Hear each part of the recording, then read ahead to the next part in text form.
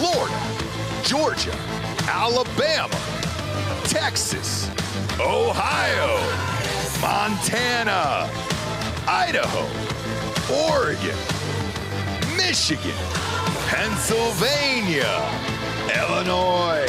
Go to hardafseltzer.com today. Click on the store locator and enter your city or zip to find the closest location nearest you.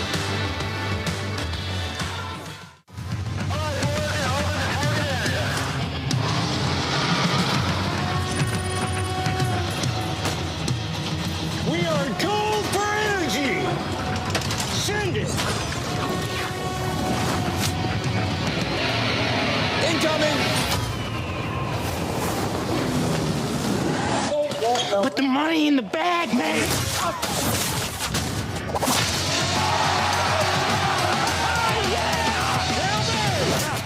As I said, your paycheck is your thank you. What's going on back there? This is awesome!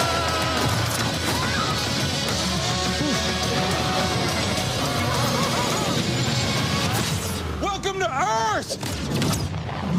No. Who's flying the plane? Get cockpit. Go. God. Black Rifle Energy, dropping near you. Welcome to Drinkin Bro.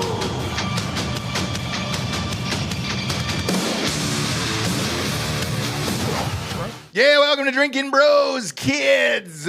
Wednesday afternoon show for you here. It's gonna be big. It's gonna be big. Even though you were a slight man. You're a dainty figure. No, don't say that. There's a martial bearing to my presence. You can see that my traps and my neck are of somebody who spent a lot of time on a mat. Yep. But it looks like face down maybe, and somebody was on top of you I spent behind. a lot of time on my tummy. Yeah. And on my back in half guard. My half guard is getting stupid, bro. I know. And my top pressure at 1.7, I'm probably 173 right now. Stop. Okay, but my top pressure is harrowing. Frankly. My God. Yeah, because I'm on your hips, bro. And it's all about angles. Now you're starting to get into Liberace moves. See what I'm saying? Candelabra. Thank you. Poppers under Matt Damon, and then boom, you're on top there. That was the same numbers that he was running. There's a lot of stuff that goes on when I roll, and maybe you're right about that, but there's an intensity to my eyes that never leaves my face. I know, I understand that. Thank you. I understand that. My eyes have never left my face either, so. Damn. Fuck, I'm not good with metaphors. That's the weird thing about eyes. I'm not good with metaphors. No, that's the weird thing about eyes. Bryan Callen's here, everybody. Round of applause here from the fake audience. Give them a second to freak out. Yeah. Take it easy, guys. I'm one man. And grab a mop, obviously, if you're a woman, and it's going to be urine and everything else. A lot of stuff going on. Going out of you.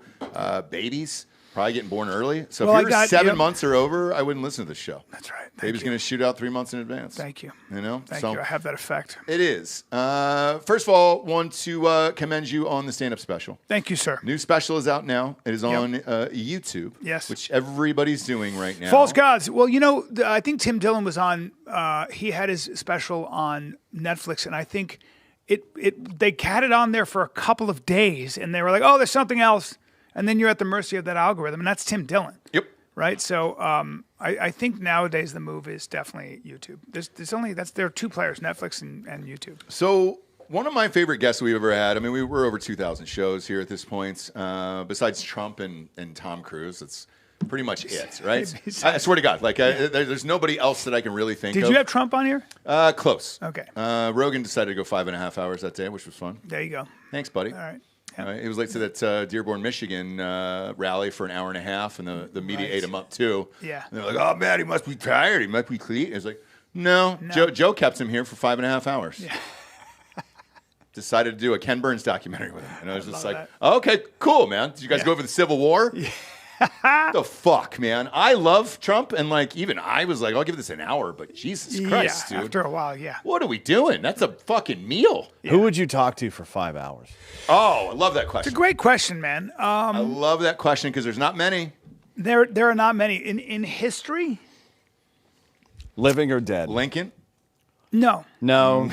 No. No, because Lincoln didn't. He wasn't even the Gettysburg Address. He wasn't an orator in the general sense. He didn't do 2-3 hour long speeches. He had a sharp, tall voice. And there was a lot of like quippy one-liners with him. Yeah. That's how he communicated. Like he walked around Warcom, what would be Warcom now, just talking shit to the fucking radio guys all day. Right. Mm-hmm. That was his thing. And then gay shit. Like he was doing a lot of gay shit, so like that was all. He's a quiet dude. He's a quiet dude. Yeah. But I think you had to keep it quiet the back then. obvious answer for me would be someone like who changed it all, like Christ. To see this first century Jew who everybody called rabbi, to see whether you believe he's the Messiah or not. Clearly, this was somebody who had the ability to. He was a radical thinker and a radical. But you might find if you talk to the Buddha or you talk to Christ or that they may be very quiet and they would just hit you with some cones and leave, Right. These parables. I would imagine Einstein would be really interesting to talk to ask him not just about the theory of relativity and all that, but more about his theory of everything, maybe. Yeah, and then ask him why he gave his Nobel Prize purse to his ex-wife and 2 kids, abandoned them, and married his first cousin. For example. Yeah. That'd be a sweet question. to ask. Hawking. Well, that case number 15,000 for how complicated human beings are and how we're sinners and saints and everything in between. So, man, that's a good question. I got my guys. Who? I got my guys. We talked about this the other day. Ricky Henderson? Yes. Greatest. He's dead, but I'd bring him back to life. Ricky Henderson? How did the Ricky Oh, Henny? Ricky Hatton, you mean? No, Ricky Henny. This is a guy who only talked in the third person. One of the greatest baseball players of all time. Greatest stealer. Leadoff I think hitter. he still has the steal record, right? Oh, Man no of one Steel. will ever- No one will ever touch that. No one will But ever get close. his stories were so fucking insane that I would literally just read off all of them and be like, all right, was this one true? Yeah. Starting with the first one, he was a rookie. They got a $1 million bonus, and at the end of the year, the Oakland A's said, "Hey, we're $1 million short on payroll. Like, I don't understand. Somebody hasn't cashed their He check." had it in his pocket. Nope. No, he put it on the fucking wall in his house. Framed it, and they go, "Hey, Rick, that $1 million we're missing here. You got to cash the check." That's it was hard amazing. checks back then. Yeah. And he goes, "Oh well, man, how are people going to know that I got $1 million signing bonus then if I don't have it in a frame?" And it was like But if you aren't taught financial literacy 100%. and only baseball, Sure. that's a mistake that you're going to make. Yeah, but there's like financial literacy, and there's knowing whether or not you can spend the money that you have. Those are. But nobody's going to accuse athletes of being. Well, here's the thing. He financially never savvy. had money problems the rest of his life, and that's what I thought it was going to happen. If I you thought can it was go gonna a be whole year sad. without spending the only $1 million you have, then yeah, I think you're going to be fine No shit. in life. Yeah. What the fuck was he doing? Yeah, Yeah. nailing fucking stolen base gloves Yeah. to the wall like Willie Mays Hayes or The something. ba- It was exactly what he was doing, Yeah. by the way. And jacked. Oh. Just a lower body. He should always have been in shorts. It should have been mandatory. It was close. And his runs should have been in slow motion. So gay/straight men like me could really take him in. Taking those quads. If you want to get my attention, Mm-hmm. you could get Sydney Sweeney walks in here in just a t-shirt, a flimsy, just a very light t-shirt with nothing underneath. You're going to get my attention. You want to really get my attention? You get a guy like Ricky Henderson in his prime who walks in here with a pair of hot pants. Yep. I'm looking at that guy way more because there's a whole evolutionary situation going on with me where I'm going, I want to look like that guy. It's aspirational. It's all of it. Yeah, It's all of it. Yeah, but Bob- it's Bob- also some of that's God given. I feel like with him and Bo Jackson. Oh, I 'cause worked they with didn't Bo Jackson. really Well, work out. no, I mean God. 6'2", God, 245, never touched a weight in his life. God sort of gave it to him. I mean, Well, sort of we did. yeah, 400 years ago. We put it like There is that. I think Bill Burr told that joke back in the day. We accidentally set one race to the gym for 400 years. and now Well, they're just Jimmy the picking- Greek. having That's how Jimmy the said Greek that, lost his having job. said that, please, if we have it, bring up the wrestlers of Senegal because West Africa is land o' the giants. Mm-hmm. And if you want to talk about the Biafra coast, where the fastest, most explosive athletes on the planet are from, it is not uncommon in Nigeria to see a Yoruba or Igbo prince Yeah. who's been eating fufu. Sure. And the like, who's 245 naturally and jacked out of his fucking mind. Oh, yeah. So some of this is also regional. It is right? 100%. Well, I mean, the people that win region is the people that win the Africa. marathons Africa. aren't just all from Kenya. They're from the same village in Kenya. That's right. Like all the record holders. There you go. It's the Highlands. It's like an area of 5 million people way up in the It's Highlands. It's something about how that EPO shit that Uniball was taking. What's his name? Lance Armstrong. Yep. They experienced that naturally. Uniball. Yeah, the Uniballer. Have some, please, sir. Have some respect, please. Eight Tour de France wins, 1 ball. I know. I do have respect, but I just wanted the other ball. I've worked out with him a couple times. Have you? Yeah, I worked out with him a couple times. Maybe What more was than a couple. was it competitive? Let me ask you that. So I can bear down. I have. I know you can. You know what I'm saying? But did he make it into a competition? This is what I've heard from other friends of mine. Lance Armstrong will say things like, "Come on, big dog, you got this," and he'll give you encouragement. You never beaten him. Nope. Now, he might let you lose by 4 seconds, but that's because he let you lose by 4 seconds. You ain't never beaten him. No. I got friends that were trying to beat him. I was like, it's never going to happen. And then I walked in after when it was Lance Armstrong. I walked in with my boyfriend, Brian Shaw, the strongest man in the world at 6'9". Wait, wasn't Brian Derek Shaw was with Derek yesterday. They were hunting. You know Derek Wolf. Derek Wolf right? is our. I love Derek. Yeah, He's so our co-host on they the were hanging NFL out show. yesterday. Apparently, Brian is getting into like physique bodybuilding now. He is. Brian Shaw is? Yeah. Yeah. Oh, I know he's Holy arm shit. wrestling. Oh yeah. Yeah, he's fucking. He's got so much mass already, Yeah. and he's already cut down, and now he's gonna start doing targeted shit. Is that true? Yeah. Yes. He's such a Brian. He's If an you don't know animal. him, have you had him on this podcast? No. You Not got to yet. have him on. That's what Derek told us yesterday. Oh no, 'cause dude. He's he was so he smart. was with him yesterday. He's so smart. He's so funny. He's just one of those guys. You got to remember the most unique thing about Brian Shaw is he was the 4-time strongest man in the world, but for 13 years in a row, he deadlifted more than 1,200 pounds and really never got injured. That's a big deal. That's an intelligent human being. Knees, back usually go out and shit like that. Not him. And then these guys Not him. can't do it anymore. He's also got a bone structure. His bone density is, there's no one who has his bone density. Well, there's dinosaurs. That's from right. There are 2 million years rhinos. ago. There are Dinosaurs- rhinos, and then Brian Shaw. No, dinosaurs are not real. They are. No, they I've were seen their bones. The Gentlemen, seriously. No, the bones were put here by the devil to trick people and to not believe in the truth, which is that God created the universe 5,000 years ago, and that we're at the center of it. You understand? Sure. I don't want to hear any more about it. Well, I think you're God right. was riding those dinosaurs, and when he got tired of them, Somebody's going to hell. yeah, just put him down, dude. What he did. No, top of that list though. We were talking about this the other day. Sly. Hey. Only because he wrote. He wrote all those movies as well. So, and he directed them, and he starred in them. Like to go back through his catalog. I've spent some quality time with him. How do He you gets, really? he gets no I've credit spent- for writing the screenplay for First Blood. All those and, screenplays, and dude. writing Rambo. I have spent some quality time and had long conversations with Sly. Oh, those conversations. Much to my honor. And in fact, got a boxing lesson from Sugar Ray Leonard in his foyer as he looked on. That was another thing. Were you 'Cause at his house? Yeah, because I'm With all the statues? I used to always go watch the games and fights, and I'm a big enough idiot to ask Sugar Ray Leonard why, when I'm hopping around a boxing gym, I keep getting tagged in the face when I go to the body. And the one thing that a fucking actor like me shouldn't do is ask Sugar Ray Leonard boxing tips. But he's the nicest It's guy on the not- planet. I bet he you gave humored you a straight, me. Yes. He humored me. I have it on video. And finally, I he knew just it. went, "We'll talk." And he realized who he was talking. He was like, "What am I doing? What am I doing with this moron?" And anyway, but He's a nice guy, and he probably gave you the lessons. yes. Now I had Sly in his office pull out the original Rocky script and read from it. Was it marked up? Did you get a chance to look at it? It was it marked up It was everywhere? marked up. That's what I've heard. But he's what I love about Sly is I don't know if you know this, but he took us around to look at his paintings. Mm-hmm. Well, they're phenomenal. They're phenomenal. Don't know if you know this either. He's an expert horseback rider.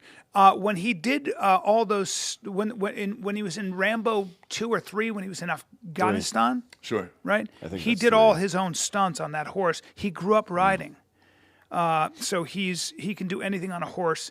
So he's but what Side I love saddle about the or- guy, well, that's me. Okay, I didn't That's know. me. I didn't know. I thought I'd ask. That's me. Tiny man. For my vagina. But he's what I like about him is he stayed relevant. he always acts like he's broke.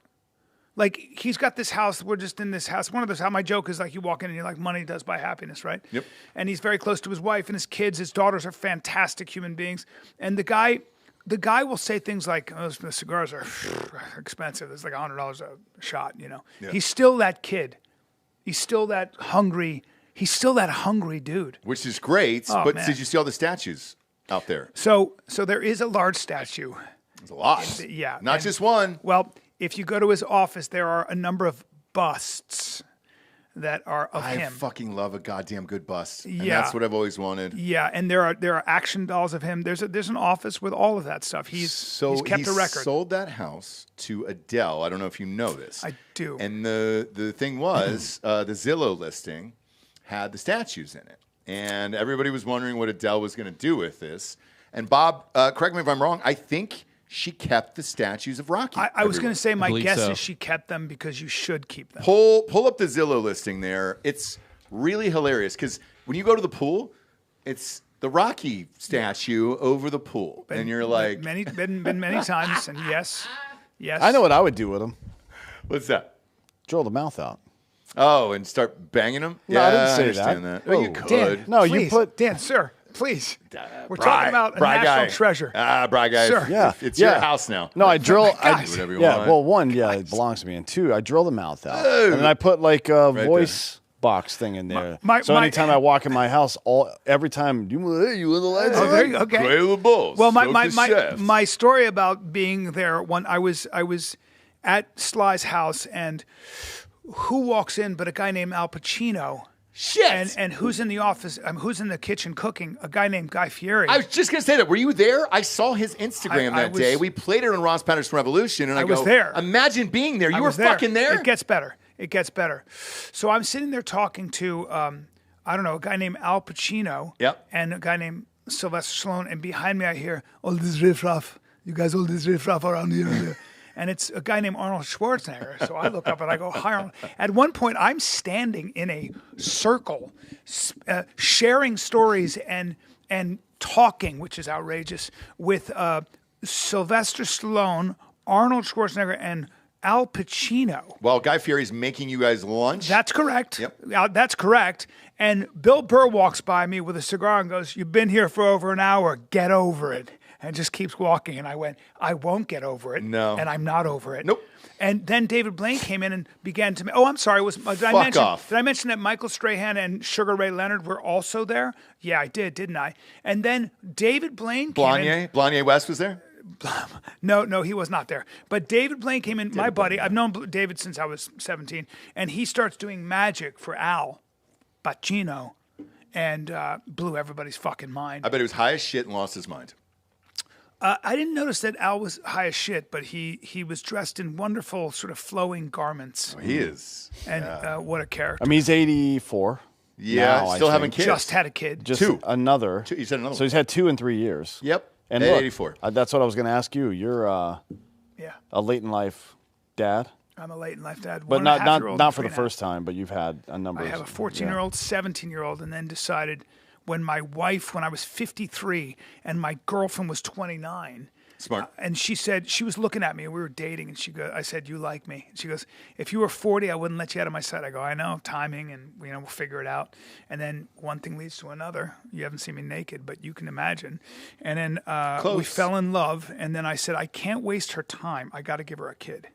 Well, That's your duty as a man. sure, right? yeah, but I also think she probably asked you, "Hey, we're having a kid." 'cause I No, want she didn't. one." She Really? was resigned to not having children, but she's my favorite human being on the planet, and she's just such a amazing human being. I've never won an argument with her because she's right. If she decides to put her foot down, she's right and I'm wrong, and that's never changed. So I respect her a great deal, but I was like, I can't waste her time. What am I offering? This for real? So I just said I gotta have a kid with you. I couldn't be happier though. I agree. And great. here's the thing: if you are not a dad, and then plus you and I have known each other for a very, very long time. At this point, we lived our life. We did. So there's no regrets, and right now I done couldn't it be all. happier. I know. To be honest, I got 3 kids. You I'm did it all, married. right? We did it all. But you did it right, in the Right. right time, and the right everything, and all that other shit. where there is nothing left on the table that I can go back and be like, I was at one night or whatever. Well, because it was all chasing a sensation, and then all of a sudden, and you're all about yourself. And there's something really refreshing about when you have people in your life whose happiness is more important than your own.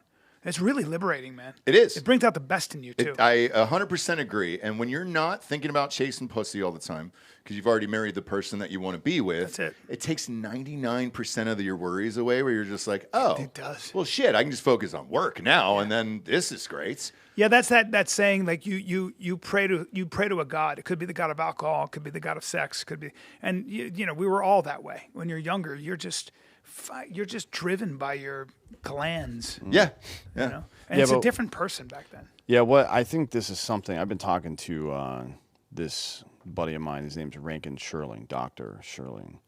He's a professor at Ole Miss, actually. Okay. Expert in classics, essentially. And we've been talking about a lot about like the first couple of centuries BC and AD philosophy and how it all intertwines. Like the creation myth, the problem of pain, as it's called. Problem of pain is described by the Greeks and the Jews / Christians very similarly. With the Jews / Christians, it's Adam and Eve inviting sin into the world. And for Hesiod, it was Pandora opening the box that allowed chaos into the world, right? It's the same general thing. And you can follow these threads throughout all of human history. And what I found, and which is the reason that I went to seminary in the first place when I was younger, it seemed like there was a common thread there. And the common thread is that we are biologically programmed to find a purpose greater than our own. And that's the only way we'll ever be truly fulfilled in life. That's it. Because if you're Absolutely. chasing something else, you get into some problems. Which is why, as I get older, the traditions of faith, like Christianity, just seem to be truer and truer. The idea of self-restriction, the idea of sacrifice. So you can make a distinction between, like I was thinking about this, religious versus spiritual. Spiritual doesn't really require any sacrifice. People say they're spiritual. It's just mean there's a benevolent force and it's looking over me. That's awesome, dude.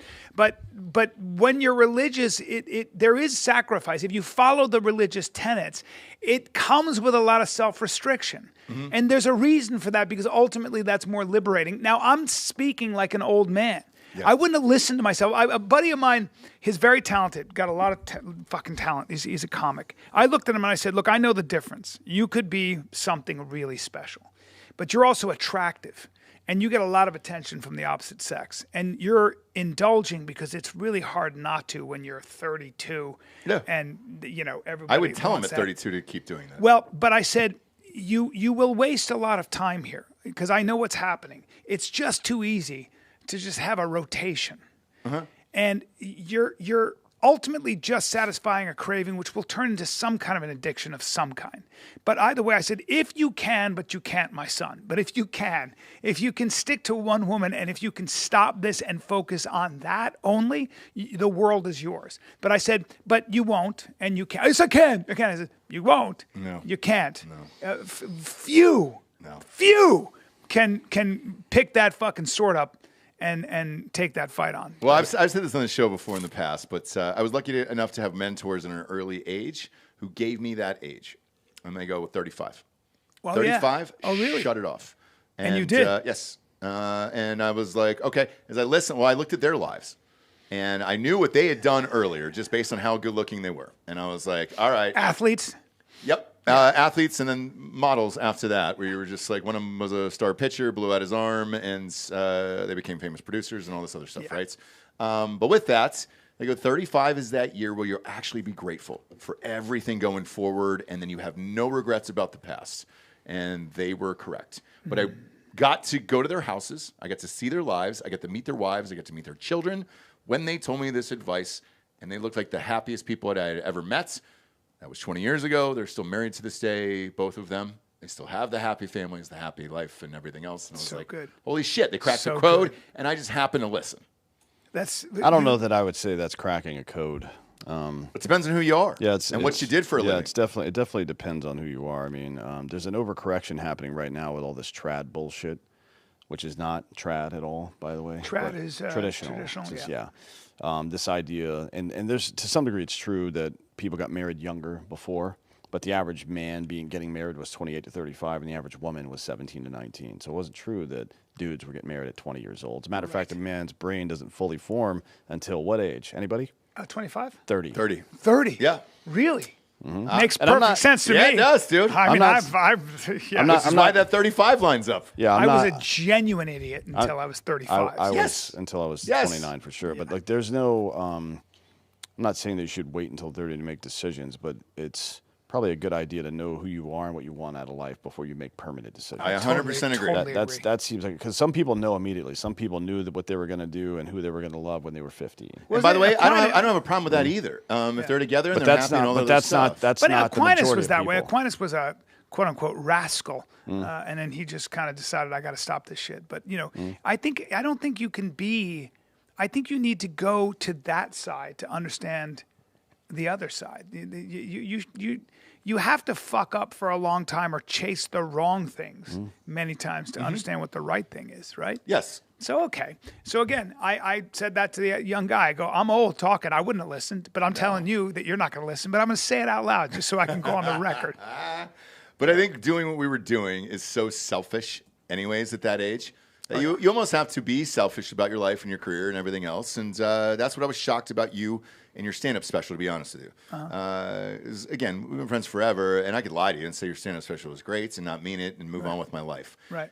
It was the best one you've ever done. It's out now. Go and check it out. Thank you. And I told you that after the show. Yeah. And I only think it was because you were selfish at a certain age, learned, flipped, did everything else, and now you have everything right around here where you can truly be the best, and there's nothing stopping you, and you're not thinking about anything else. Right. Other than being great. I appreciate it. Too bad I can't write anything now. Is that true? I'm writing, but it's like... You want to smoke DMT?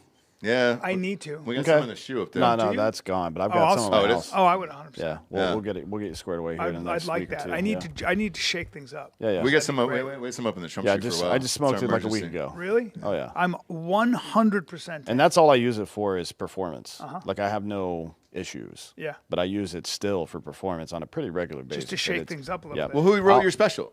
Sorry? Who wrote your special then? Me. Oh, all right. So what do you mean you can't write? No, I mean, I'm writing now, and I just, it'll hit me. I usually need a theme or a question I'm trying to solve or something that's bothering me, and that I try to, you find yourself kind of obsessing over, right? Would DMT do that? That's the whole, that's the purposeness or the purposefulness of DMT. Like the way that you should approach it is very intentional. You should have a question that you want an answer to. No shit. And that is your mantra. Right. Okay. Or it doesn't necessarily have to be an interrogative. It doesn't have to be a question specifically, but it should be a theme. So the last time I did it, my theme was be the man they need you to be, which is kind of vague. Doesn't mean anything to anybody but me, right?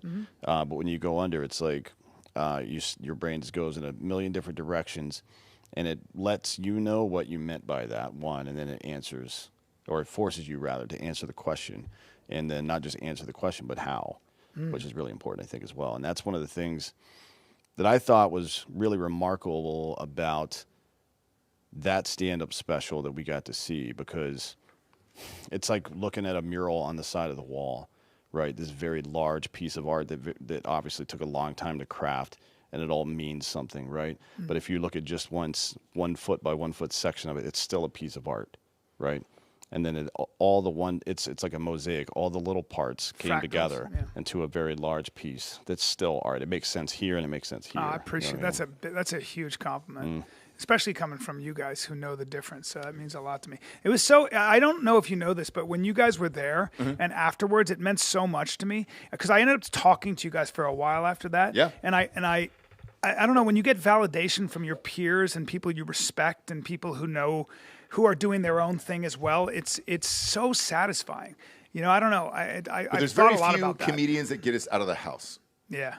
Because we do this job for a living every day, and it's like, all right, man, no offense, but you better be fucking great, or I'm not getting a sitter. I'm not doing the bullshit. It's a lot. I'd rather go out to dinner with my wife It's and a lot. Go to a concert or whatever. I'm So right with you. it's got to be somebody who I know has a potential for greatness that night, or fuck off.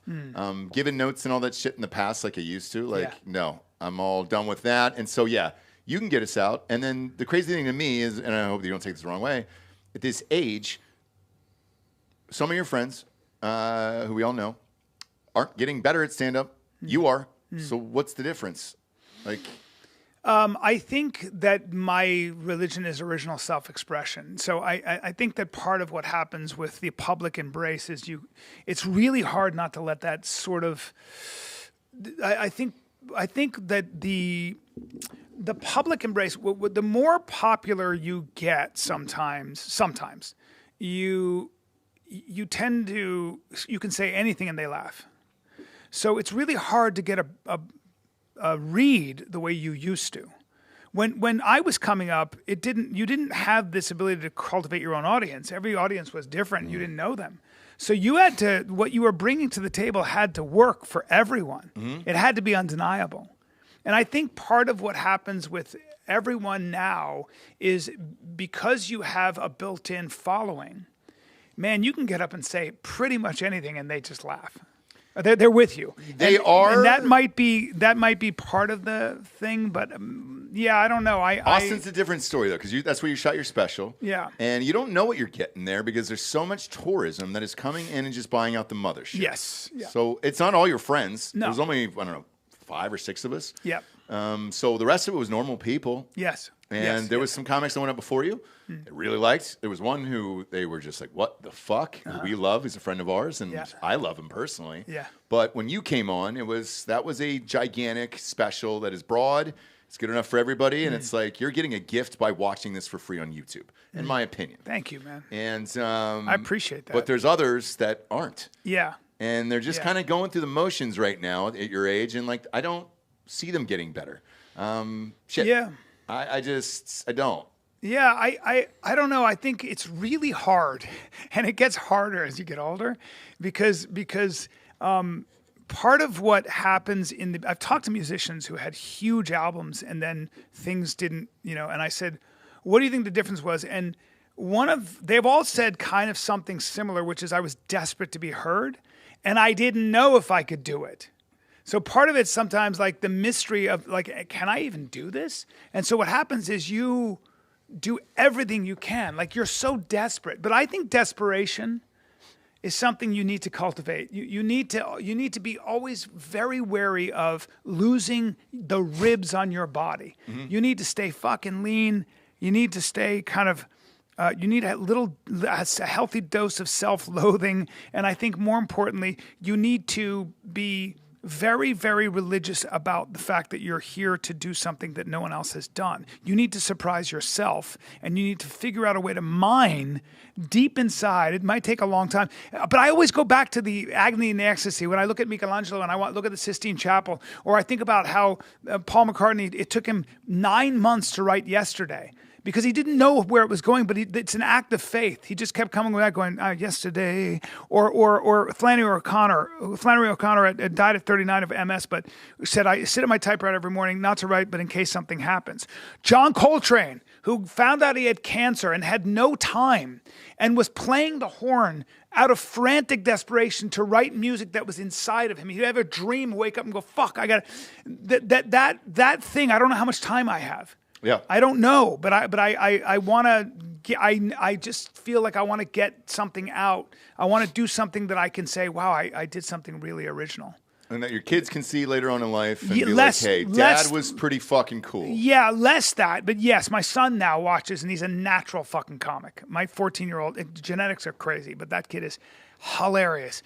I think that's right. I think that's always a nice bonus. Yeah. But it can't be your motivation. The motivation is, this is going to sound really fucking pretentious, but I actually think what drives me is the idea that I've been granted the privilege of doing it.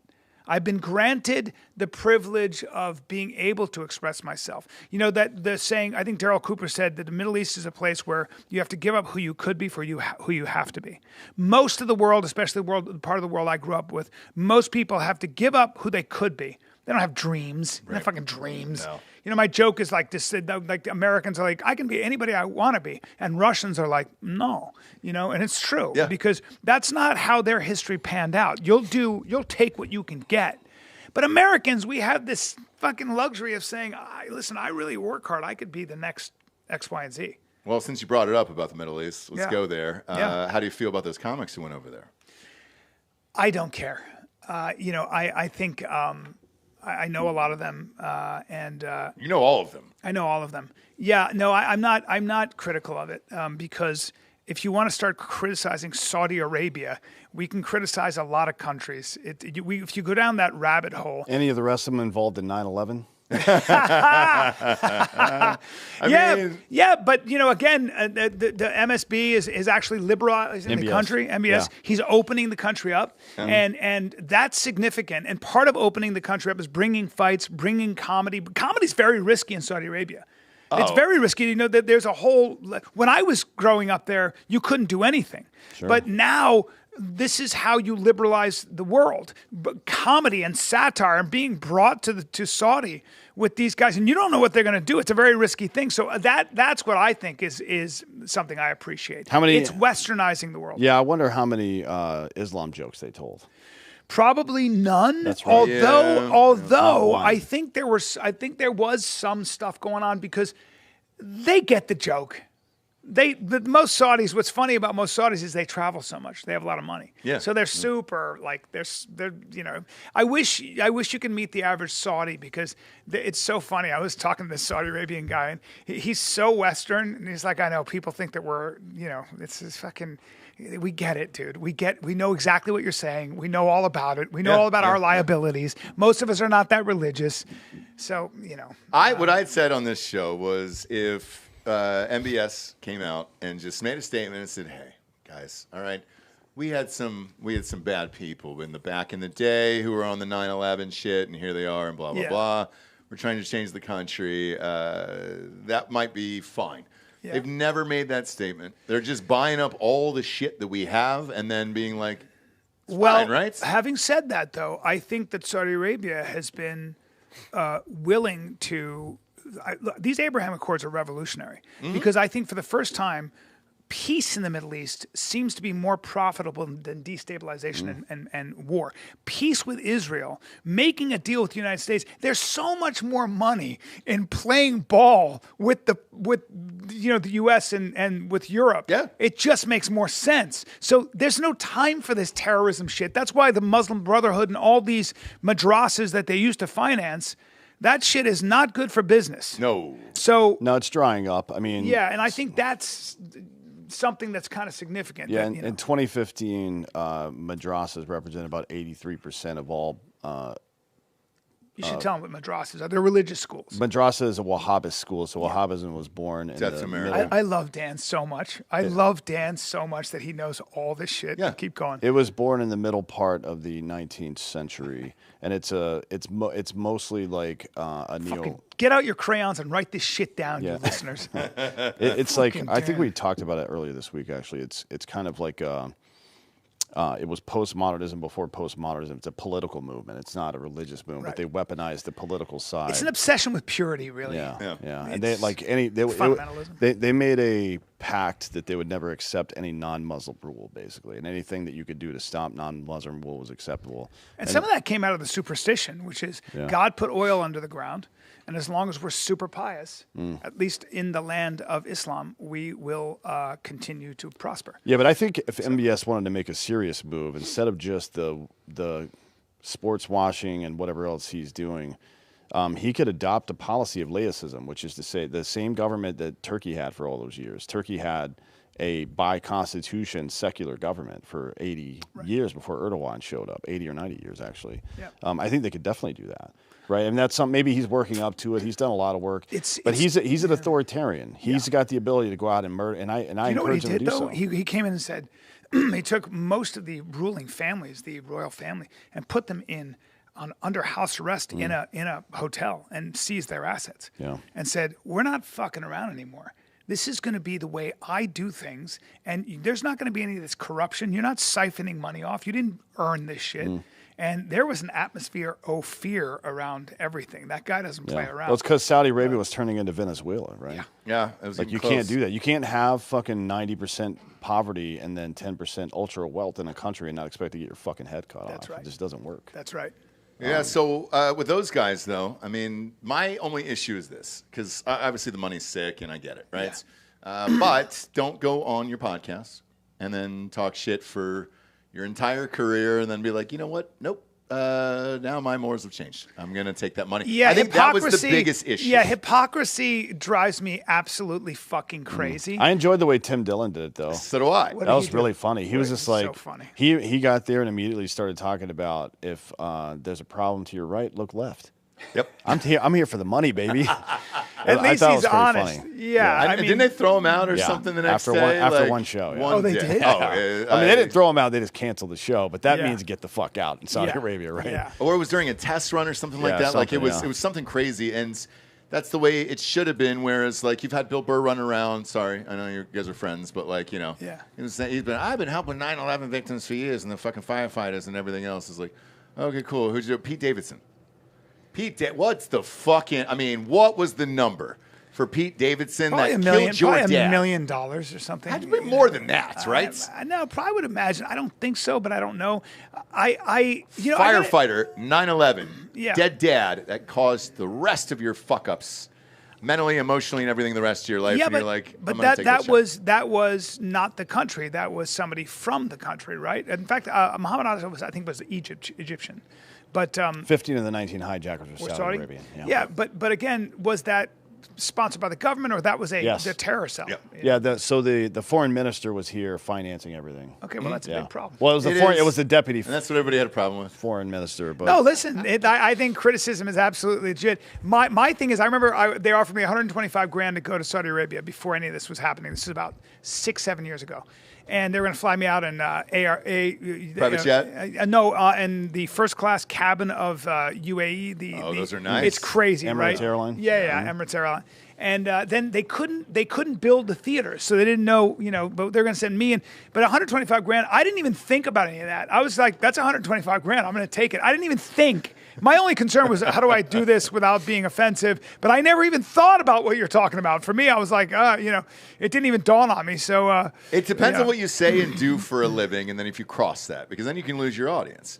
And so that's the thing. I do have a friend who's a director, and she's a big director, and they wanted her to come for this Saudi Film Festival, and she said, well, I'm a woman, so when women can have the same rights, then maybe, and so she wasn't going to do it. And I understand. So I had a friend of mine, I'll say it now, fuck it. He did all the production for that Tyson Fury fight. Who did he fight? It was the UFC guy. It was a close. He knocked him down. He knocked down Tyson Fury in the third round. God, who was it? UFC guy. Black. Francis Ngannou. Yes. Yeah. He did that whole thing, right? And You know, Tyson was carrying him, right? the whole thing. Yeah. So I know their contract. Like he was over there for the contract signing. He had $1 million every round that it went. Thank you. So he was trying. I don't know if you said this or not. No, but I mean, I haven't said that, but that's right. I know it. And Okay. so he was there because he was in the room, and then we're doing all the productions for it and everything else. And they go, look, we need this to go longer, so plan out for this. And then we're trying to plan it out like a Hollywood production. Yeah. Problem is, when you get in a ring and you don't prepare to win, Yeah. you can get caught on Get caught. accident, and that's You get exactly caught what happened. by a super And athlete he from was Cameroon. 2 seconds away from losing that was going to be the craziest thing of all time, Yeah. right? So he was, big lefts, everything else, and I go, what happened? Because I know his wife's a huge director, and I go, what happened? Just take your wife, and he goes, yeah.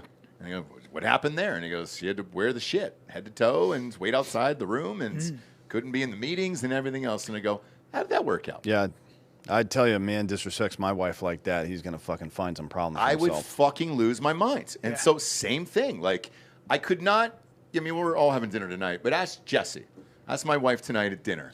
Hey, if She'll we be were at, going she'll, over she'll there- actually be Oh, at a dude. different table, at a smaller table.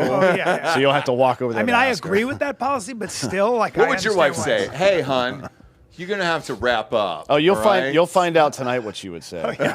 Yeah. She She's doesn't not fuck hearing around. a peep out of it. Not she- a million yeah. years. It's a very different thing. She doesn't It's a fuck very around. different- Yeah. Yeah, it's very different. I mean, She did say, "What's the number?" Though.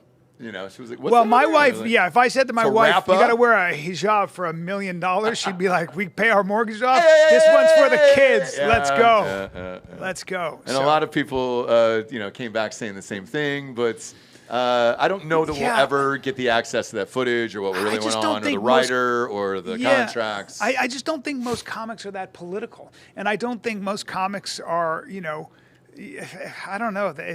Most of them aren't really that informed. I don't know that most of them were thinking on that level. Well, I'm with you. And take Andrew Schultz. He was one of them. Yeah. Took the money and went over there and did all the shit. Yeah. And then he had Mamdani on his show 2 days ago. Yeah. You're like, man, that guy will literally destroy that city. And you're as a New Yorker, and you're like, yeah, let's support him. Let's do it. Well, I think Andrew is. I mean, I still want to hear from Mamdani in that environment, because if anybody can make Mamdani look human and ask him questions, it's Andrew. So I for me, you know, and Andrew's done Saudi Arabia before, or I think he did Bahrain or something like that. So, you know, I think having a guy like Andrew Schultz bring to Saudi Arabia and the UAE the best of what, you know, I think he's great. I think his comedy. I think he's a great stand-up. I just like him as a person. I think he's very intelligent. He's very generous. I've known him. I know him, and I know a lot about the guy. So, in a way, if Andrew Schultz is our ambassador, that's a good look. You know, I think so. You know, in terms of, I don't know how he's addressed the controversy, but maybe he's like, hey, you know, every single post is, hey, dude, 9/11, 9/11, you fly the towers, you fly. I mean, it's every comic who went, by the way. Yeah. It's relentless. Is it really? Relentless. Is it? Yep. Yeah. Yeah. We all have the same guests and shit. Could you say, but what about, so is the United States immune from criticism, and does the United States have some blood on its hands for prosecuting a war, say in Iraq or Afghanistan, as you know, for 22 years? You know, how many Muslims or how many people did we kill? You can see how sometimes there's some hypocrisy going on, totally, right? sure, And so I at times wonder, look, there are a lot of people that criticize the countries that the United States supports that then go and do things. There are people that criticize the fact the United States has private contractors that go and do other dirty work. So I'm very uneasy. Well, I'll flip it. If I was from Iraq and it was my decision and I was doing the same thing, and I would be like, fuck America. Fuck these people. I don't want them in my goddamn country, and I wouldn't have them come and be on stage. Yeah, I agree. Yeah. And I don't think we should let one of those motherfuckers into our country either. Yes. Well, but again, that's your right to express that, and then we have a discussion, you know. But yeah, I don't feel that strongly about it. I really don't. I think it's because I think if you start indicting an entire country that it's trying to modernize and bring Western expression to it, I think that the alternative is total isolation. And I'm not sure what we get from that. I think we get a lot more from engagement, especially cultural engagement, because if you want to liberalize that part of the world and get young people to want to be a little bit more open and a little bit more, and to see the goodies it produces. Because the great thing about the United States is that we're still the leaders in innovation, artistically, technologically, and everything else. And part of it's because we embrace chaos. Part of it's because we embrace contradiction. Part of it's because we allow ourselves to be all those things between sinner and saint. So, you know, again, you've got a new leader, you've got new leadership in Saudi Arabia, and they're saying, hey, we want to engage. Is your contention that they just haven't apologized yet for their role? That's one. Two, if you were really going to change, I would change the rules completely and be like, hey, man, women can drive, they can see. Well, they can drive now, I They can think. see Since gays. September of 2019. Yeah. Yeah. Oh, was that it? Yeah. Yeah, but that's the MBS, right? It's because the Saudi sovereign wealth fund bought 3% of Uber, and Uber wouldn't allow it unless they legalized female driving. But this is how things change. Yeah. It is. But Right? like I would say, Would you not take Saudi money? That's the other thing. The House of Saud has so much money, and if they're going to invest in your whatever, we can just keep going. But I think engagement, I think actually economic and cultural engagement is the best way to change the world. Well, I look at Iran in the 70s, and Dan and I have put these pictures up before in the past shows. It looks like they were fucking rad. Yeah, They but were having a great time. that is a complete canard. You really need to look more into that situation, to be honest. What was it? So as the Shah begins to become top, don't do that. As the Shah, as the I was Shah, saying hi to your lady. That's how I do it. as the Shah gets in trouble, these neo-Marxist Muslims, which is what they were, right, come into power and they make really close friends with about 500,000 neo-Marxists in Iran. And as soon as that motherfucker takes power in the 70s, they kill 30,000 of them in fucking like a couple of weeks, and the other hundreds of thousands had to fucking leave. That always happens. Right? Interesting. Yeah. I didn't This know is that. what I constantly tell you. This it is why the marriage between Islamism or radical Islam or whatever you want to call it is such to neo-Marxism is so obvious. When everybody thinks it's we the queers for Palestine thing, how could that possibly be a thing? Of course it's a thing, because they have these intrinsic to Islamism is this principle of mustadafin and tagut, which is oppressor and oppressed. And the oppressed class is always the Muslim. It's where this Wahhabist bullshit in the middle 18th century came from, or 19th century came from, where we're always the oppressed no matter where we go. So you have a moral and religious duty to not allow anybody who's not a Muslim to ever rule you. And you can do anything you can to stop that, right? It's perfectly parallel to Marxism. Yeah. And that's why they always make bedfellows until it's too late. All these dipshit white neo-Marxists always get their fucking heads cut off as soon as the Muslim gets power anywhere, right? But I'm not accusing, MBS is not a neo-Marxist. He's a capitalist. Same thing with King Abdullah, same thing with the Emirates King, same thing with the King of Bahrain, Kuwait, etc. That's why I pointed this out as soon as it started happening in Trump's first term. They started these Abraham Accords. The day that it got released, I'm like, they're just picking off the richest countries and trying to make friends. It's a with business them. deal. Yeah, It's a business deal. Which is what that's how Trump handles like, business. Yeah, capitalism tends to, when you take the profit out of war and you put profit in cooperation and peace, that's how you get peace. Not kumbaya, not enforcing some socially engineered change in how we have to think and be fuck. When Ariana Huffington, I remember she was like, "What should we do? We need to come together. We need to come together and make sure that all of us are doing our part." Shut the fuck up. Yeah, it's so stupid. Take your $500 million and we're like, shut up. No, how do you make in the 80s, how did you make a friend? Some dude was running his fucking mouth, you popped him in the face, and then you reached down and helped him up off the ground, and now you guys get beers and play fantasy football on the fucking weekends. Ain't that the truth? Right? Ain't That's that how the it truth? works. Or you did it in sports. It's always worked that way. Yep. It's always worked that way. So of course, if you apply that to business, but first you have to dominate somebody, right? Yeah. Which is the problem that we had in Iraq and Afghanistan. We should have, Evan Haver points this out all the time, we should have nuked just a mountainside that everybody could see in Afghanistan before we ever sent one person into that country and said, this is going to happen everywhere unless you stop. Yeah, wasn't that Trump's, somebody was saying, Obama, and Biden, Clinton, it's like, hey, let's negotiate. No? Okay, I'm going to bomb you. Trump goes, I'm going to bomb you. Yeah. You want to negotiate? This is like a subtle difference. We but good, or- I mean, that's it. That's it. That's it. Like, I believe in that. And Chuck that's- Liddell says that too. He's like, if you commit a fighting offense, we got to fight. That's just the way it is. If we you can commit a handle what? A what? a fighting offense, Fighting is what offense. he calls it. Yeah. Yep. Love it. He's like, if you commit a fighting offense, I don't care if we're friends, family, doesn't matter. We got to fight, and then we'll settle it later. Yeah. Yep. Right. That's just how it is, and that's just how human beings work, man. Well, I think men know that if they're honest. What is civilization is an agreement among men to behave well. And, that is true, man. That's like, men know that. We delineate authority very quickly. First thing I said to you over there, I grabbed you by the shoulders. I go, big kid. Yeah. D1? You go, Oh, yeah. Made the team. Absolutely. I was like, all right. You know what I mean? Absolutely. I took you in. You did. And I went, Ross, if it comes down to touch football, throwing a ball, lifting weights, I'm in. Ross is I going can to do it, and I will still do it to this day. Well, and then I'll walk away afterwards. afterwards. I'm sitting the bench. That's not, if it's dance. But either way, by the way, I'll wake up the next morning and feel every second fucking inch of that. Like that is when you start getting older, that's the problem. Well, I'm still mentally, doing I'm still jujitsu. there, Yeah. and that's crazy to me. No, I'm still doing jujitsu. That's and nuts, I'm rolling. dude. I'm rolling hard, and my shoulders are. I'm very sore right now. But you taking- know that's the surgery waiting to happen. Are you taking BPC 157? I'm doing nothing at all. Have My you gotten testosterone. I got my test done at ways to well, and it was the lowest it's ever been is 785. Not bad for a 58-year-old. Yeah. Is that natural or?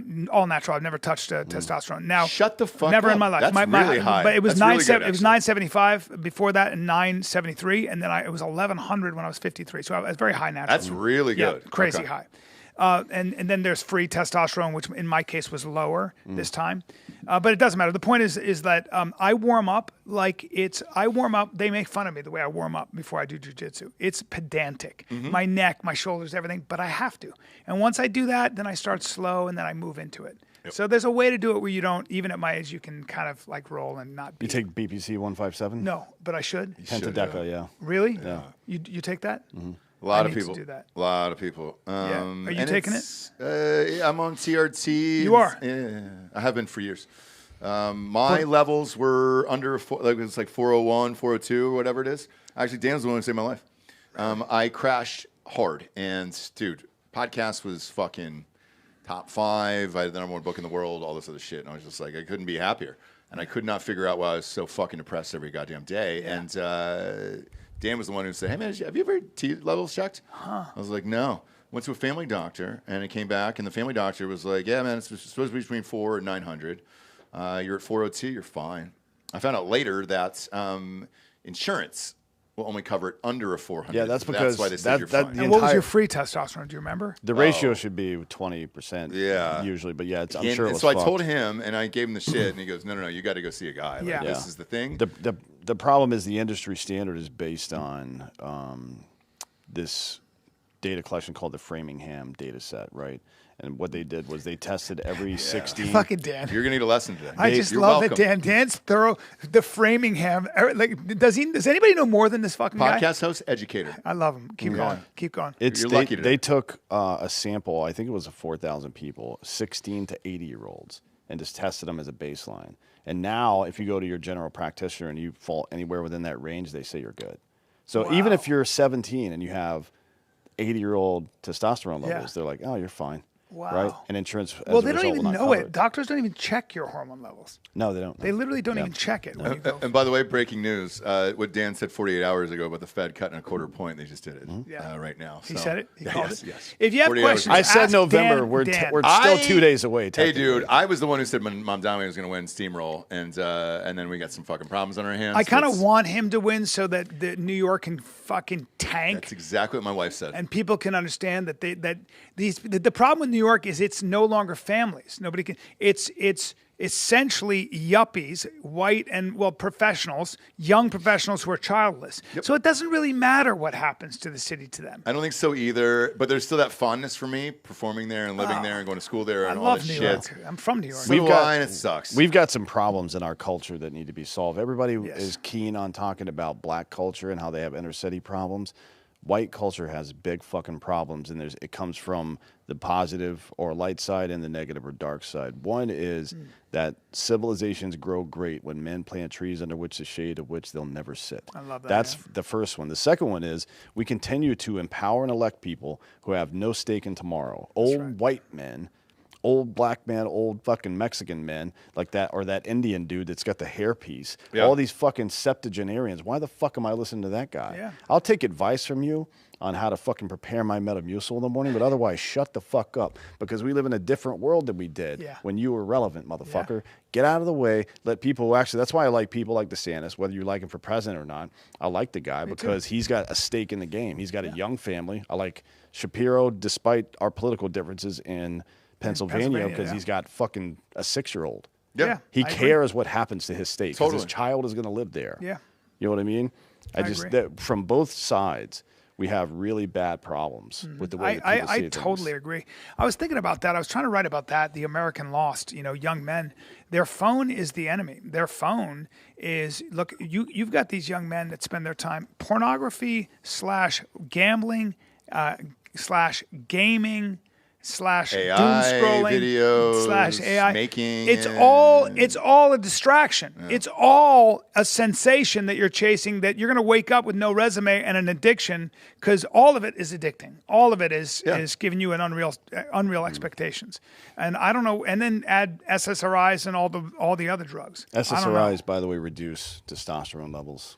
significantly. Wow, you see within it. weeks. You see it every day. You see it. I'm like, and what it happened? keeps getting worse by the year. Because when we were younger, it's we not, were it's not an age aggressive. thing. By the way, Yeah. it's not an age thing because No, I've had it's not that. age. I've had that pitched to me as well of like, oh, you're saying that because you're older. It's like, no. No. When we were younger, noticeable difference yeah. because I coach kids. Yeah, And, I have noticed yes, it. I'm older. I'm older than you guys. When I was younger, in New York, Philadelphia, in Jersey, or wherever, if you went out to a bar at 19, we would wear shoes with traction in case we had to get in a fight because you're going to get. I was never the fighter, but you were going to get in a fight. You're not wearing dress shoes out? If you stare at a dude for too long, you were going to get punched in the face. It was just a different time. Maybe that's because nobody had cameras, but it was just a different time, man. And aggression was a fact of life. It really was. Getting punched in the face in certain parts of Boston or Philly, no problem. And I'm sure Texas was the same thing. No problem. It's still like that up at the, what's the place in Fort Worth?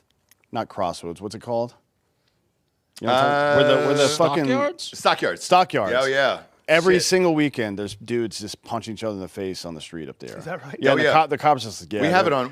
Yeah. We did a show on it. Street Some- Gonzo. they This were- guy got fucking punched right in the face. He was dude, doing within an 5 interview minutes. about how there's always fights there, and then you pan out and you see a fight happening. in the Blood all background. over this guy's face. Well, dude, New York City, in St. Patty's Day, Peter McManus's, I think I was in St. Patty's. I'm not kidding. I was at 17th Street, I think, on the west side. I can't remember. Forgive me if I'm getting it wrong. But I saw, no, I said 17th Street because I saw 17 scuffles Okay. in the evening. It was just fights. Yeah. Just fucking drinking and big Irish dudes. And you Like, weren't just, calling anybody. You're not calling the police. You're not doing shit. No, It's you just it a got to a point where the You move bartender, on. I remember the bartender was like this, "Hey guys, it's a holiday. Calm down." Yeah. It was that. Yep. Yeah. So- Now Yeah. you fight and somebody wins, and then you go back to drinking. I guess. I mean, that's just the way it is. I saw a woman.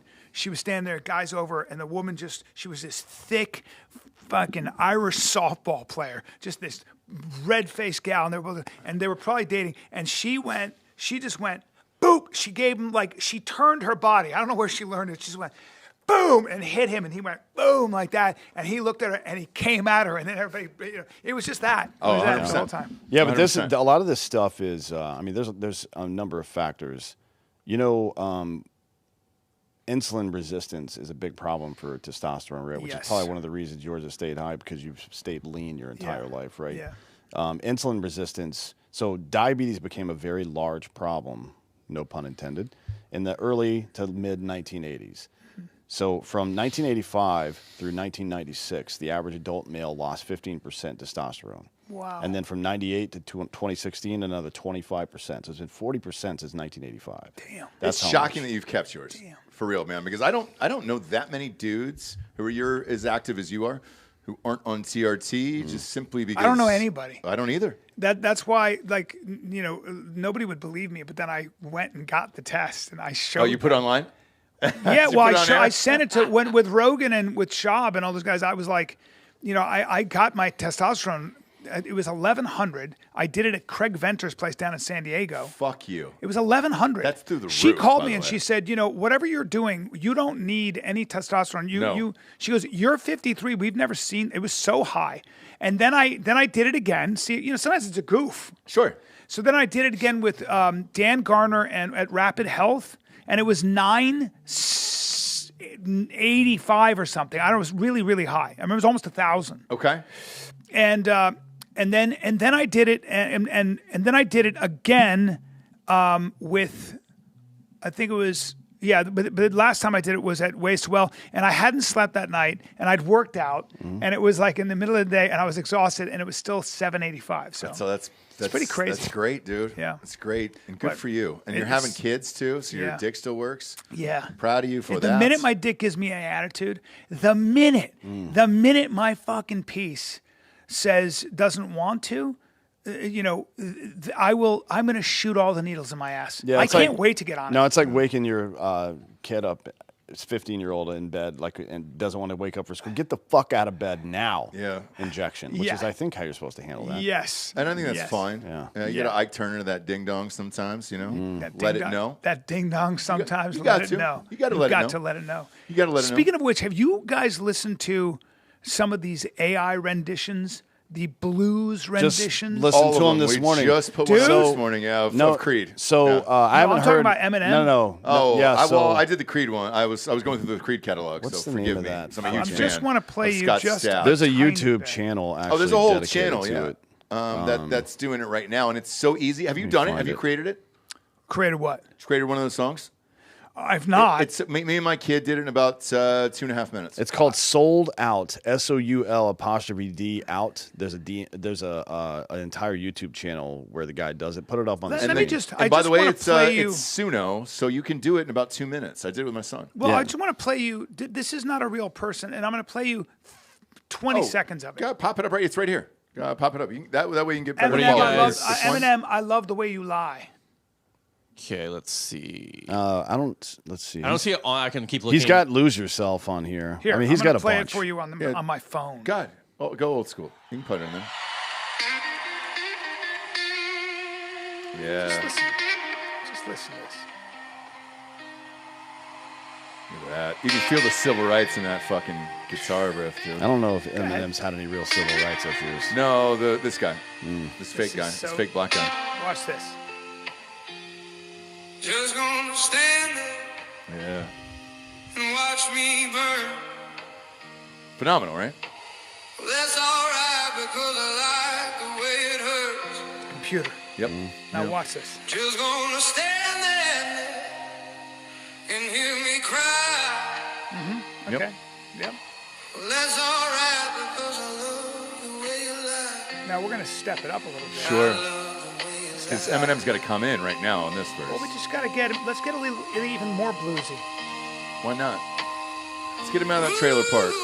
There It's it is. so ridiculous. How do you compete with this? Can't. I can tell you what it really is. Okay, here we go. I can only tell you what it feels like. I mean, Right now, there's a steel knife in my windpipe. I can breathe, but I still fight here we while go. I can't fight. As long as the wrong feels right, it's like I'm in flight. Nasty, What? isn't it? Love drunk from my hate, it's like I'm Excuse me? pain and I love the most. it's a fucking. amazing. I can't compete with that. It's a computer. Can't. Yeah, Can't but do it. computer can't tell jokes, Brian. No. Computer Comedy, can't tell it's- jokes. It's terrible at. AI is still terrible at comedy. And by the way, You can write it in, Eminem still but- had to write those lyrics. So, Yeah. but Yeah, dude. Yeah. And that's where we're at right now, and it's only going to get worse. worse. You know that, right? So Well- right now they're laying off, what was it, 2,000 people from Amazon, 1,000 people from Paramount today. And they're saying, look, guys, it is nothing more than AI. Apologies, but we can do your job faster. We've had to do that here. Production houses are screwed because you can do commercials now. Yeah. Just All tell my me- friends are looking to sell their companies and get out of the business because, sorry, man, you don't really need them. Tell me what you. Tell My me kid what you made a want. 15-second commercial last night for Hard AF, and I was like, "Thank you. Am I putting you on payroll now? Like, what is That's that?" right. I go, "Can you?" He was like, "I can pump out 100 of these if you want." And I was just like, "Let's go. Good That's luck. child labor. You what I know love. He needs to learn. Sure does." I think we need to do away with child labor laws. in I this think I need to country. paint him yellow and put him in a fucking closet. They need to get to work. Yeah, Children? both kids. Why? Yes. Why yellow? Asian? Like I want him to have a full I experience. mean, they're not really I want him to have an yellow. experience, though. They get bathroom breaks. Yeah, they will. No, I mean, they'll get a bucket. diaper. Share a bucket. A bucket's fine. You get one diaper fine. a day, and you can use it however you see. Yeah, fit. you dipe up, and if you want to share it with your brother, share it with your brother. Yeah. Take that dipe off, and then I share don't it know with why, him. but I'm so horny right now. Yeah, and I knew you would be. And that's where I wanted to go today. I really wanted to get you on the child porn issue today. Yeah, and be let's- like, hey, let's man, break do that down. Let's break that down. really go. I mean, go deep. You ever with hear it that? today. Somebody was saying everything's relative. I think it was Helmut Lang or something. or no, it was who was the ex-chancellor of Germany? But Oh, Angela Merkel. no. Angela? It was Helmut Kohl, I think, or whatever the fuck his name was. But and somebody said, well, everything's relative. You know, it depends. And he goes, how about child abuse? And everybody kind of went, oh, That one's well, universal. Yeah, that's where. Yeah, that's not relative. That's evil. It sure is. You know. I mean, it is your relative a lot of times. Yeah, but Yeah, but why is it evil? Right? Yeah. I mean, I think it's important for people to understand from a first principle standard why a really something good like point. that is evil, right? That's a really good point. I mean, honestly, just saying something is evil is not enough. No. Aristotle said So true. that if you can't explain why something is true, then you don't know it, you believe it. Yeah. And that's not the same thing. And it's really important to understand the difference between knowing and believing. That is so true. That was the whole point of the Greeks. They would get to the truth using mathematics if they had to, or logic. But that's a very good question, right? Why is it evil? Why is it the destruction of innocence? Yes, is it? That's mine. But then you have to backtrack from there because you've got to then say what is that life is sacred. We've all got to agree that there is something sacred about the birth of a child, and then you get into, well, what if that child is viable outside the womb? We get into this whole thing, but you have to have that. You have to have that debate. There's got to be a syllogism. There has to be a universal affirmative followed by at least a particular affirmative followed by a conclusion that is syllogistic to those first two statements. Otherwise, you have nothing. That's you know what I mean? But the obvious answer is natural rights, property rights, self-determination. We all, it is universally recognized that children don't have the ability to give consent. That's it. And the other part too is your ultimate property is yourself. And that's how simple it is to explain why. Not just because this thing says so, or because why are you asking? It's just evil. Don't be lazy, and don't be afraid to have tough conversations about touchy subjects like that, because there are people out there who will use your inability to communicate why it's wrong to justify it being right. That's exactly right, and they've always done it throughout history, haven't they? Yep. You can find reasons to do that, especially when societies get obsessed with purity. The notion that you can create utopia here on Earth, and the way you create utopia is to get rid of the people that are unsavable, the ones that have already been too far corrupted. So they're not really good for the re-education camps because they're too old and they own glasses, they've read too much. So we have to we'll quietly get rid of them. Mao Zedong, Pol Pot, Stalin, Lenin, and all the other fanatics. R. Kelly. Mamdani. It's a lot. There's a lot there. But also, until you have your own child, it's easy to talk about all this shit. And then once you have your own, you're like, oh, fuck, man. I mean, it becomes a real hard line after that where you're like, man. The world's so fragile. Yes. It changes you. It really does. It fucking changes you, man. And that's why I highly recommend it. Otherwise, you just kind of go through life and you're like, I don't really know what this is. Or know what we're doing, what we're going through, feeling, all that other shit. And then you have that and you're like, oh, well, that will make me murder tomorrow. That's right. Yeah. That's right. Yeah. By the way, love that you were here today. I love being here. Are we going to drink some wine tonight? What are we doing? Let's go party. Let's get loose. In the meantime, tell everybody where they can find your special. False Gods on YouTube. Check it out. I will be at the House of Comedy in Westminster, British Columbia, which is very close to Vancouver. Yes. November 13, 14, 15. And then Plano, Texas. Plano. At the Mic Drop Comedy Club. Never been. Excited. What is it? The 21st and 22nd of November. So come get some. And also, thank you for putting us in a picture at the end of your special. I forgot we were with Drew Bledsoe that night. Sometimes you take this job for granted where you're like, oh, hey, you get to meet all these cool people and all this other stuff. I didn't know Drew very well. I think you guys maybe have done a show with him. Yeah. And we hung out a bit. He's a cool guy. He's rad. He's got a dope-ass winery up in fucking Eastern Washington. Yes. Yeah. Really? Eastern Washington? He's been begging us to come out there. Oh, you don't understand. It is like... It's dope as fuck. It was on 60 Minutes. They don't have, like top of the line. They don't have a single sub-90 wine. Well, fucking... listen. I know. Washington wines are sleepers. Oh, yeah. All right? We should all go and do a show there. I will He's invited 100% go up there. He's invited us. And I want to throw a football. I want to catch some balls. I want him to throw them at my numbers. Do you know what's funny? This is a true story. Is we were on a group text about it. I forget who sent out the picture of the In Your Stand-Up special. Drew Bledsoe's response was, oh, thank God I finally made it. I'm famous now. Died laughing. I loved it. I was a little well starstruck. play. He was a hell of a quarterback. Yeah, but he's a hell of a dude. He's a hell of a dude. Cool. I feel like he could probably still do it, to be honest. So do I. At least for 2 playoff games. Listen, Flacco's don't get doing it twisted. You're talking about a very rare human being. When you at any given time, there's standout 10 quarterback to in 15. the NFL. At any given time, there's 10 to 15 people on Earth that can do that job. That is correct. Tom Brady had to Period. beat him. That is correct. Let's never forget. Tom Brady had to beat him. How about that? That's as good as you get. Yeah. Now's the point of the show. We get to Drinkin Bro of the Week, someone who has inspired you or helps you become the person you are today. My wife. Okay. It sounds cheesy, but she is. That's fine. She's amazing. And how long you guys been married now? 3 years. 3 years. Yeah. How long did you know her before that? I just think she's got courage. I like her for her courage and her ability, no matter how hard the wind blows or what kind of a storm she's in. She's so grounded, man, and she's just like, I got this. And it's a rare thing to stay positive and keep everybody else around her positive. It is. Which she did. I needed her at one point in my life, and I've never needed anybody in my fucking life. That's humbling. But she was there. So that's what I have to say.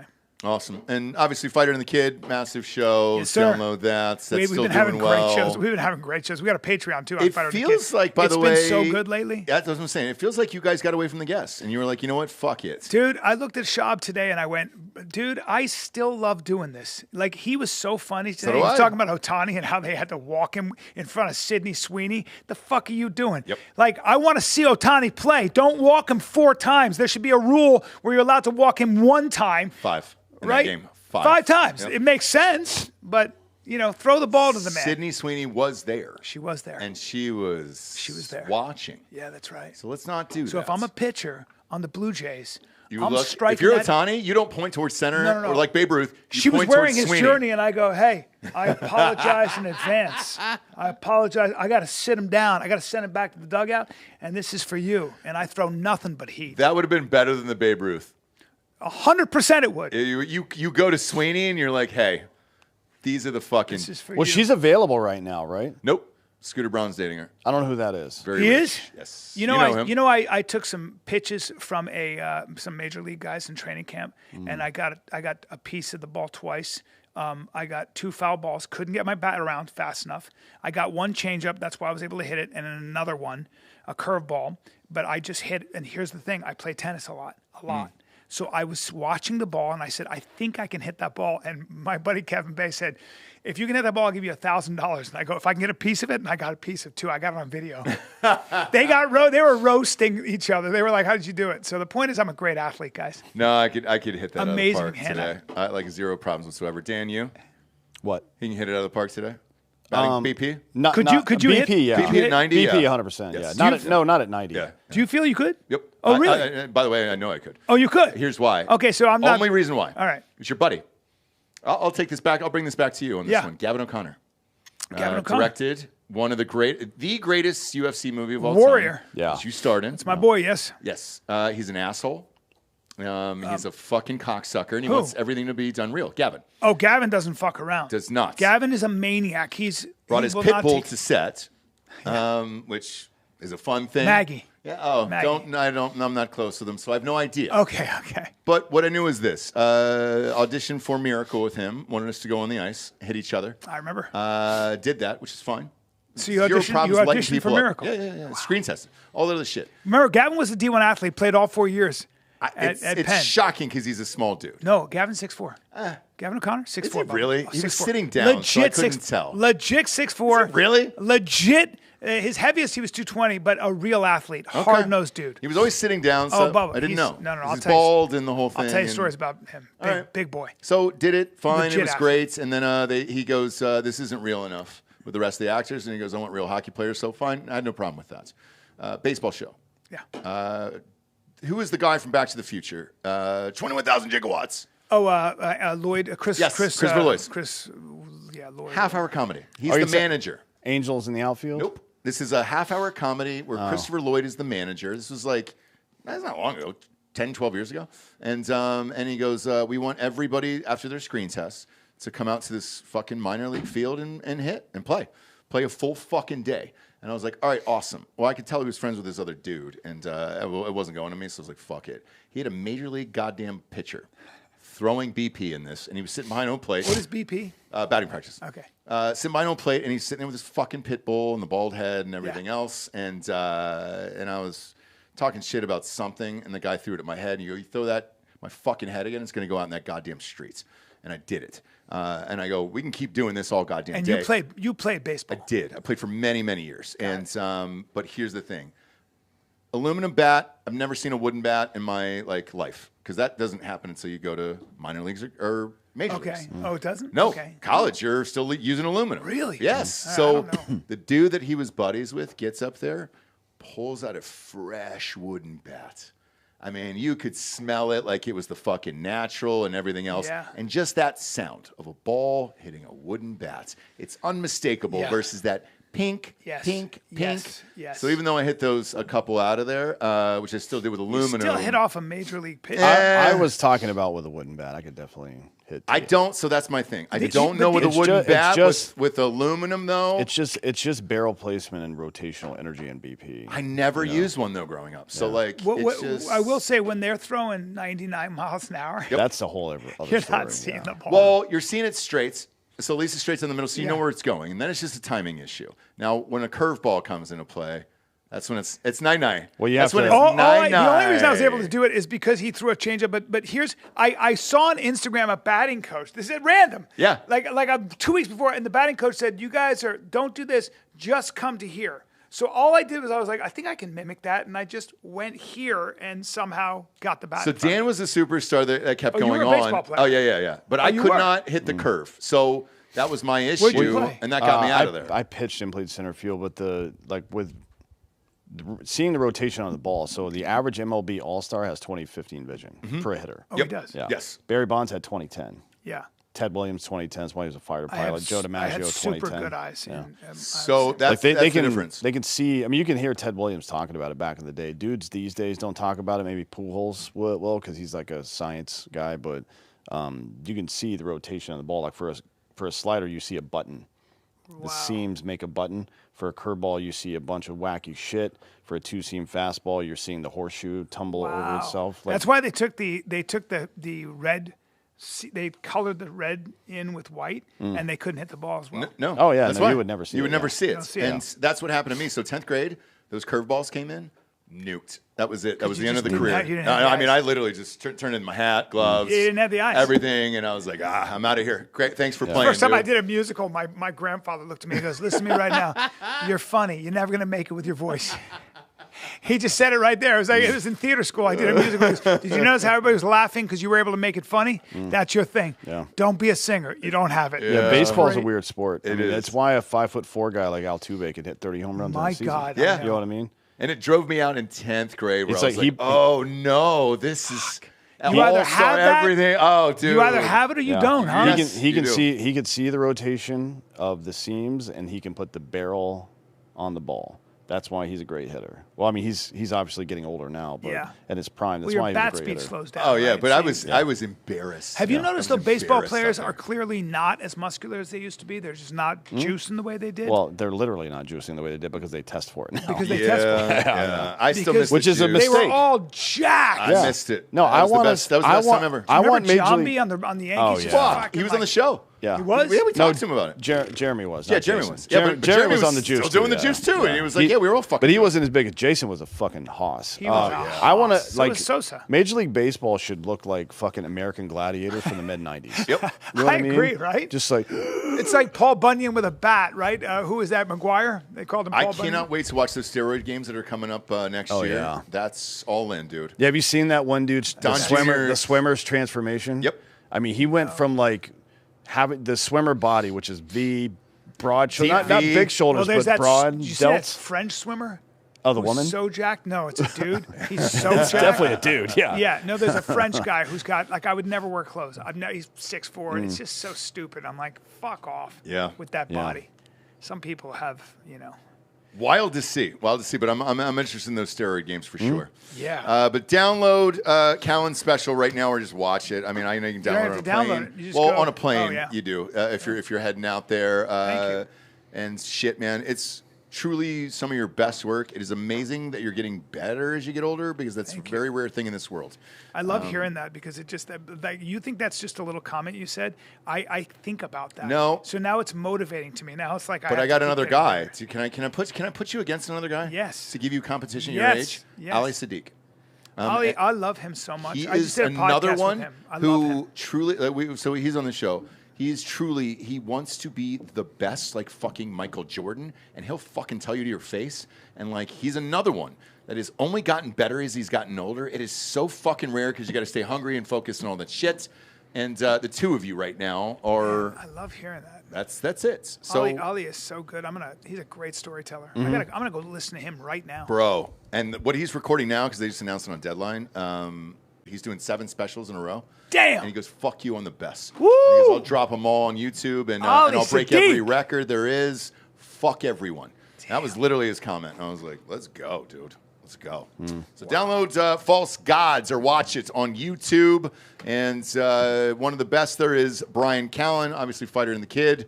Is one of the greatest podcasts there is of all time. And appreciate you being here. It is. It's good to be here, You buddy. set a Thank you. genre. Nobody's ever done it. And that's the hardest part, is finding a niche in this audience here. Go to Spotify. Rate this show a 5-star. Video will be up at 7 p.m. tonight Eastern. Central, and then no reviews over there. Head on over to iTunes, no video whatsoever. That's all the advertisers care about. So leave a fucking quick review and a 5-star as well. Appreciate you tuning in for Dan and Hollaway, Bryan Callen. I'm Ross Patterson. This is the Drinkin Bros podcast. Good night, everyone.